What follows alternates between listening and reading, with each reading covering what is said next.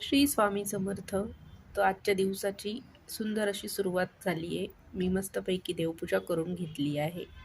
आजचा दिवस खूपच स्पेशल आहे कारण आज आहे आहुंचा वाढदिवस. तर छान अशी देवपूजा करून घेतली. त्यानंतर मस्तपैकी असा नाश्ता बनवला, उत्तप्पा.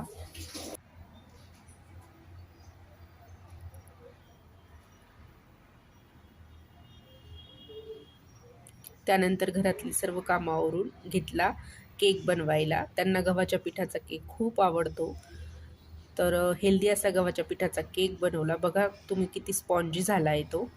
आणि त्यानंतर थोडासा आराम करून घेतले गुलाबजाम बनवायला.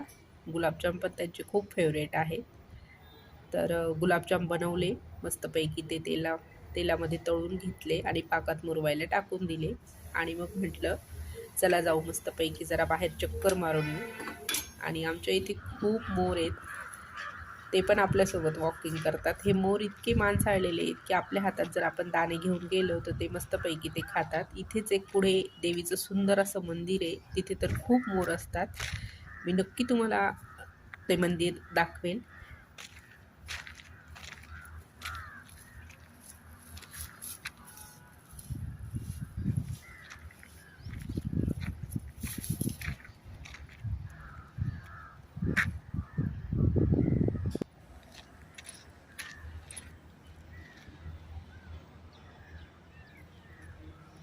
त्यानंतर घरी येऊन मी हातपाय धुतले आणि देवाचा दिवा वगैरे लावला.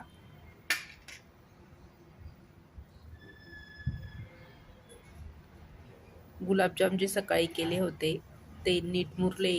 दुपारीचे गुलाबजाम बनवले होते, ते नीट मुरले की नाही ते एकदा चेक केलं. ते छान मस्त मुरले होते. त्यानंतर स्वयंपाकाला लावली. जेवणात होतं आज स्पेशल पनीरची भाजी, जिरा राईस, सलाड आणि नागलीचे पापड तळले होते. आणि त्याचबरोबर गव्हाच्या पिठाची रोटी बनवली होती. खूप छान झाली होती. मस्तपैकी असं ताट रेडी केलं आणि सर्वांना जेवायला वाढलं. तर तुम्ही कसला वेट करता, या तुम्ही पण जेवायला. चॅनलवर नवीन असाल तर सबस्क्राईब करा, लाईक करा, शेअर करा, कमेंट करा. Thanks for watching. भेटूया नेक्स्ट ब्लॉग. श्री स्वामी समर्थ. तर आजच्या दिवसाची सुंदर अशी सुरुवात झाली आहे. मी मस्तपैकी देवपूजा करून घेतली आहे. आजचा दिवस खूपच स्पेशल आहे कारण आज आहे आहुंचा वाढदिवस. तर छान अशी देवपूजा करून घेतली. त्यानंतर मस्तपैकी असा नाश्ता बनव